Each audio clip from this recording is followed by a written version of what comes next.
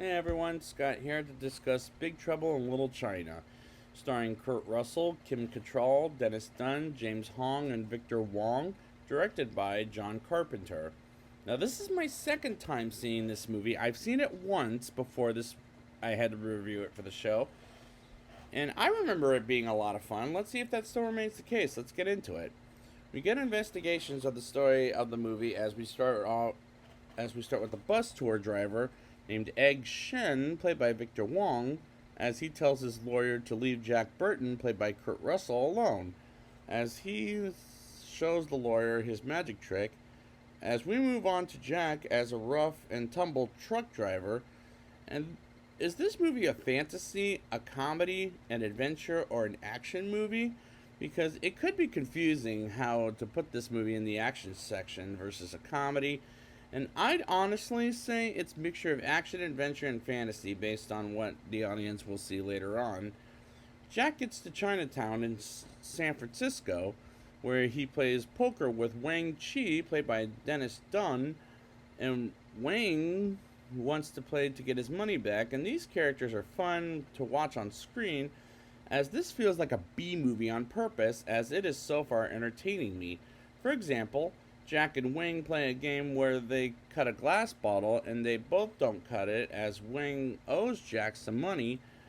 as they go to the airport to pick up Wang's fiancée, Miao Yin,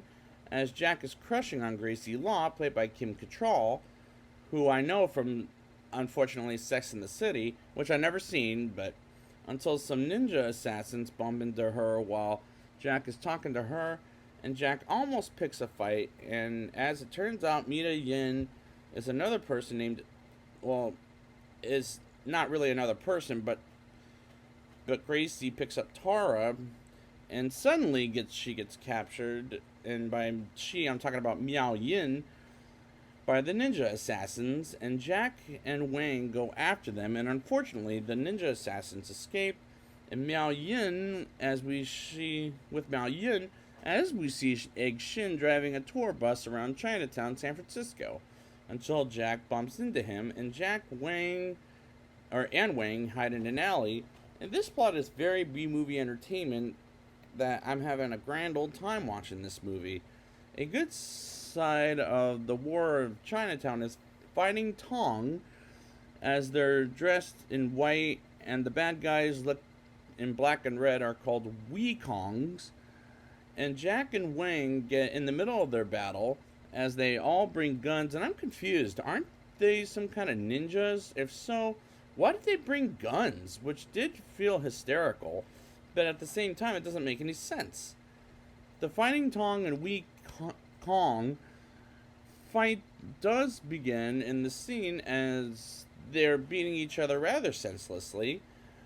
until some smoke comes in, and three ninjas with lightning powers come in and scare off the battle, and Jack and Wang get out of while Lapan stops Jack and Wang from escaping, and suddenly the Kongs chase after Jack and Wang and bump into a guy who doesn't speak English as they escape after Lo Pan gets his back after them, and they hide in a house that belongs to Uncle Chu as Eddie comes in, and so does Gracie, and they find a way to help each other out for this whole movie, and this is entertaining me quite to death. For example, Jack going inside to ask a white tiger as he searches for someone with green eyes, which fits the description of Miao Yin, to rescue her, and I'm enjoying myself watching this movie. Jack fights Lightning, and yes, that's his name. Lightning escapes with Miao Lin, while Margot comes in as we learn the bad guy is David Lo Pan, played by James Hong, along with his henchman Lightning, who's the one I brought up earlier. Rain and Thunder and Rain, who's another one, and Thunder, and is this making any sense to me? No, but the script doesn't make sense either, as it wants to be a bad midnight B movie, but I felt like this is a hell of a lot better than just a B movie,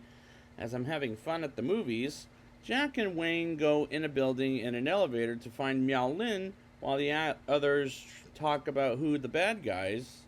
are, and John Carpenter does a pretty damn good job with making these characters very likable. Jack and Wing get sunk underwater in the building as they swim to a trap, and so far, all what's going on in this movie is very laughable in a B entertainment kind of way. Jack and Wing get introduced to David and tells him about his evil plot, and all of this is very silly. And he wants to marry Miao Lin when he already belongs to Wing, and will poison her. And his evil plan doesn't make sense, but that's okay. I mean, it's doing the hardest they can not to make sense, as it's too silly of a movie. As this is where's times the movie could be a comedy and with action, adventure, and fantasy, and Wang tells Jack something that could be insulting as he tells what the Chinese beliefs is, and I'm sitting laughing my ass off at this dialogue. Jack and Wang do escape thanks to Eddie, and it made me laugh when Jack takes a machine gun while Wang gets a handgun as this movie is so freaking hilarious. We learn Wang has some kung fu style in him as he fights ninjas, and they rescue the others from being captive, and while they escape, I'm laughing my ass off, sure, and at the same time, I'm very entertained as this movie rocks. Jack tells everyone to follow him out as he opens the door and sees the bad guys on the other side of the door, and Jack shoots at them, and Wang goes kung fu on their asses, and again, it's freaking hilarious. As they get out, Gracie gets captured while everyone else leaves, and Jack and Wing distract the guards, and they escape and realize Gracie is captured by some bad suited looking creature that hell, I don't even know what the hell that is, as she gets captured by Lopan. Jack gets approached by Egg and some Wei Kong members to fight with our heroes, while Lopan has not only Gracie but Miao Lin as they prepare for war against Lopan, and Jack and Wing gets as many good guys as possible to help them out while trying to get the two damsels in distress from Lopan, as he gives the women a couple of swords as it turns into a two-sided light bulb as they never fall into Lopan decides to marry both of them, which was what he explained to Jack and Wing, and that felt very convenient in a funny kind of way. Gracie and Miao Lin dressed geisha style as lightning comes in and makes their eyes light up, which is cheesy looking as the special effects do look cheesy. A guardian stares at our heroes as it's Lopan's voice talking, and Egg tries to shoot it, but it can't hit it, and it escapes as our heroes get to where they need to be at. Jack and Wang drink something that makes them invincible, that go in an elevator and shoot the wedding up, as Lopan sees the heroes, and and the fight begins as some good choreography as Jack takes Gracie upstairs to Lopan's office, and they save Mito Yin as Wing enters the picture while Jack monologues about what he would say, and Wang fights for his woman, I would say, while finding a ninja warrior who will explode himself while lightning comes in, and the heroes getting out of getting beat up.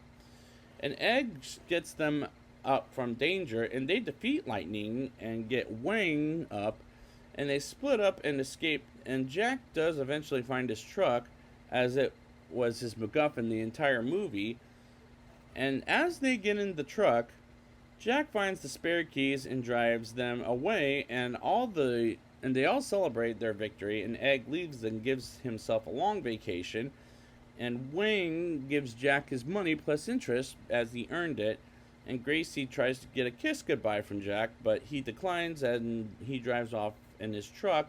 as the bad-looking creature is in the back seat of the truck,